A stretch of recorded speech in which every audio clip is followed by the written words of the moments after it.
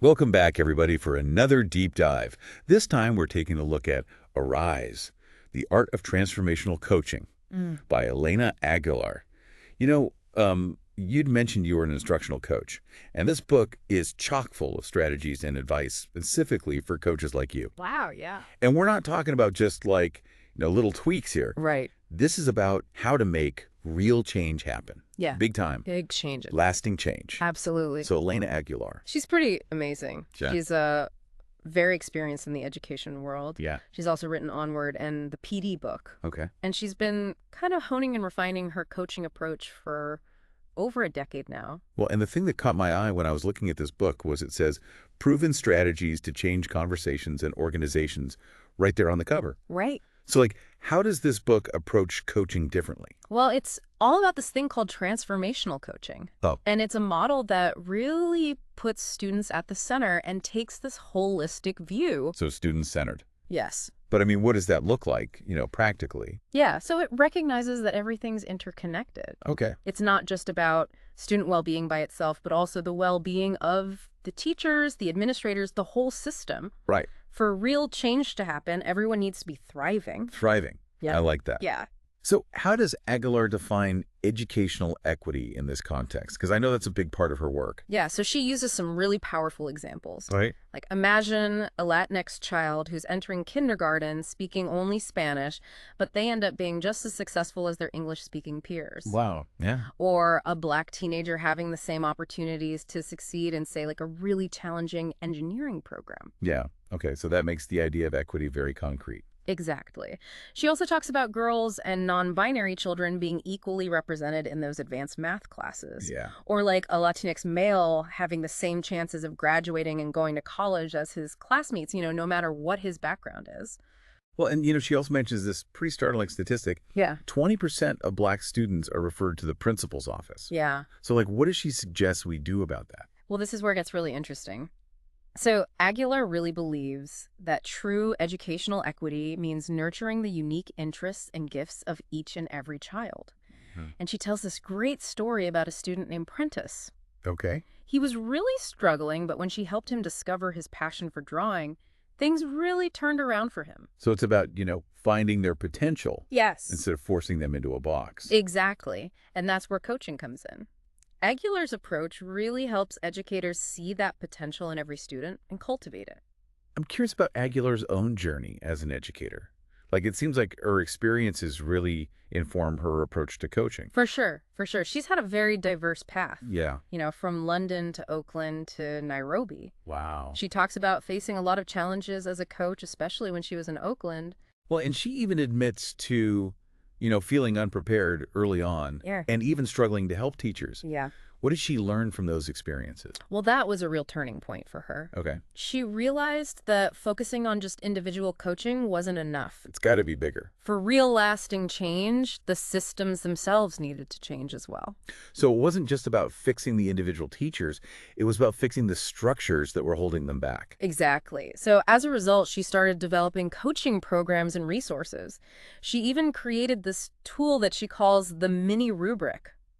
Okay, a mini rubric, what's that? So it's for self-assessment and professional development. So this goes beyond just the techniques, right? Absolutely. This is about personal transformation. Yes. For the coach. Yes. And, a core part of Aguilar's approach is this core human needs framework. Okay, tell me about that. What is that and how does it relate to coaching? So she identifies 6 core human needs: belonging, autonomy, competence, self-esteem, trust, and purpose. Okay. And the idea is that unmet needs actually drive our behavior, and that can really affect the coaching effectiveness. So, for instance, if a teacher is feeling insecure, they don't have a sense of autonomy, right, that's going to influence how they show up in the coaching relationship. That makes sense. Okay. So how does this framework actually translate into practical strategies for coaches? So let's take the example of a teacher who is struggling with classroom management. Okay. Instead of jumping right into techniques, a transformational coach might first think, okay, what core needs might be unmet for this teacher? Are they feeling overwhelmed? Do they lack a sense of control? Or maybe they've even become disconnected from their purpose. So you're addressing the root causes, Yes. like the underlying human dynamics. Exactly. And from there, the coach can work with the teacher to try to meet those needs, which might involve strategies for better self-care or clear communication with administrators, or even rediscovering their passion for teaching. This is really making me rethink my approach to coaching. Yeah. It's not just about, giving advice. It's about understanding the whole person. The whole person, yeah. For sure. It really is about, like, helping them feel whole, Yeah, this is really resonating with me. I'm starting to see how powerful this could be. Yeah. So, like, beyond this core human needs framework, what other, like, practical strategies does she offer? I'm really curious about what she says about deep listening.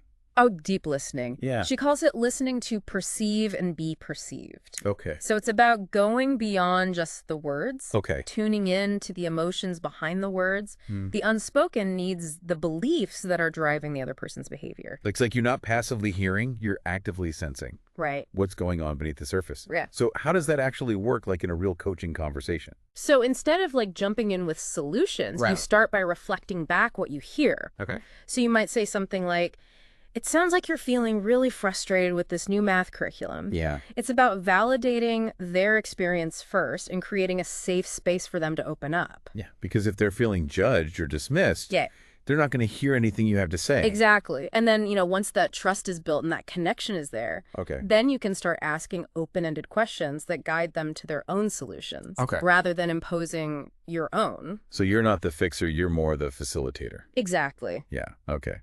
And she also talks about managing your own triggers and biases, right? Yes, that is so important Yeah. because as a coach, you bring all your own baggage, Right. your own experiences, your own values, your own unmet needs Totally. into every interaction.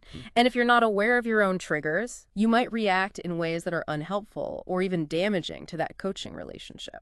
So give me like an example of how a coach's triggers might show up in a coaching session. So let's say a coach has a really strong need for control. Right. They might find themselves trying to, like, micromanage the teacher they're coaching, Okay. dictating, exactly how they should implement a new strategy. Yeah. And this could totally backfire. Yeah. And make the teacher feel really stifled and resentful. For sure. For sure. Okay. So self-awareness Yes. is super important for Yeah. a coach. Yes.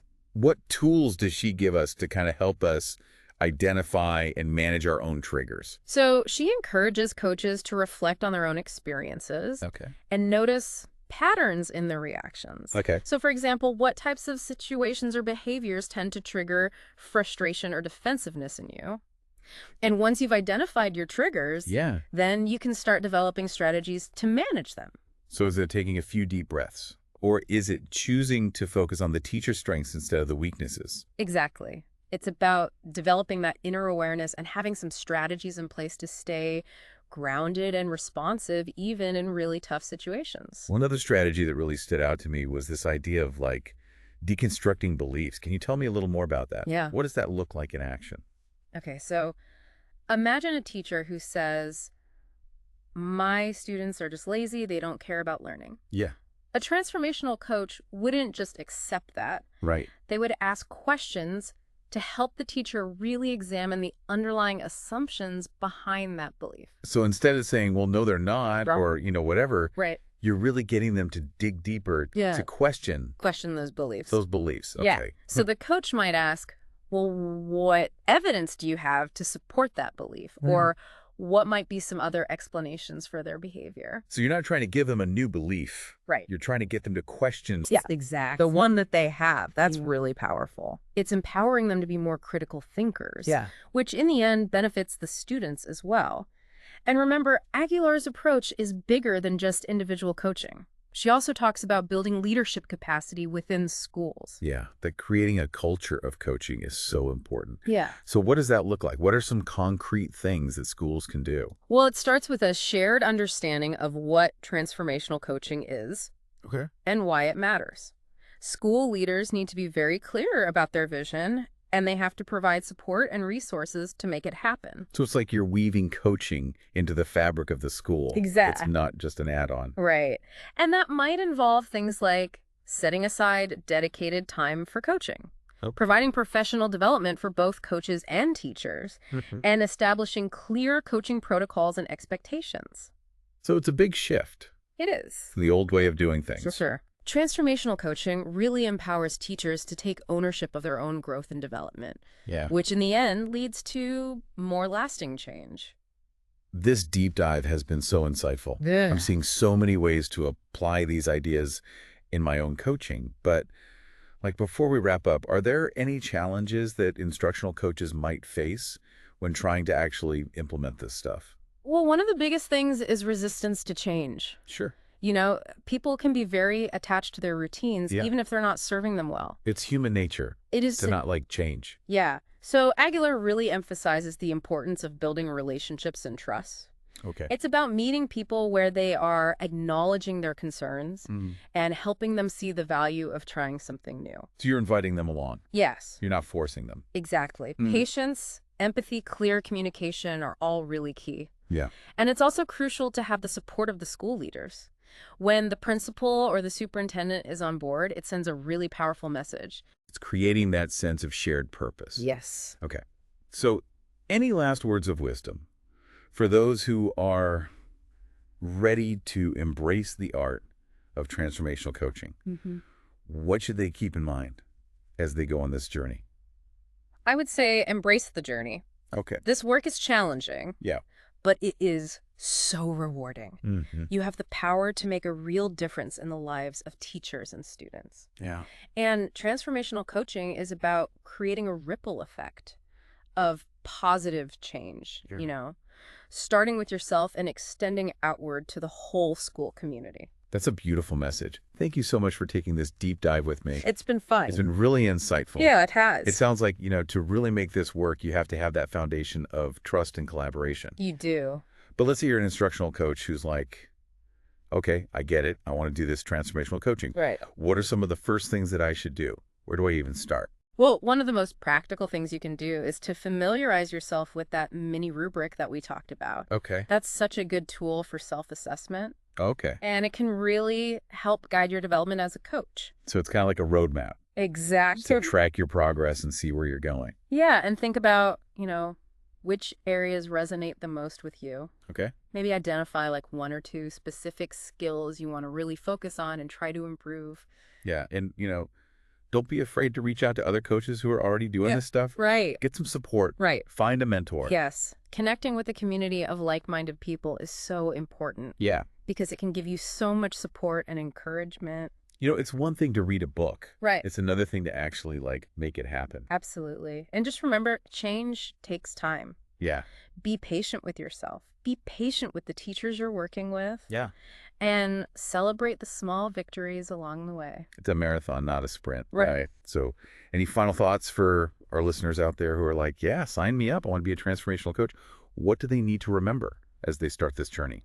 I would say, approach this work with curiosity, with compassion, and a deep belief in the potential of every teacher, every student to thrive. Yeah. Because transformational coaching is not just a set of techniques. Right.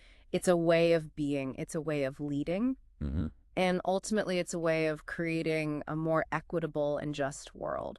What a powerful message to end on. Thank you so much for sharing all your insights with us today. This has been such an inspiring deep dive. My pleasure. It's been fun. And to all of you listening out there, we hope this conversation has given you some new ideas and ignited a passion for transforming your coaching practice. Remember, the journey starts with a single step. Until next time, keep learning, keep growing, and keep making a difference.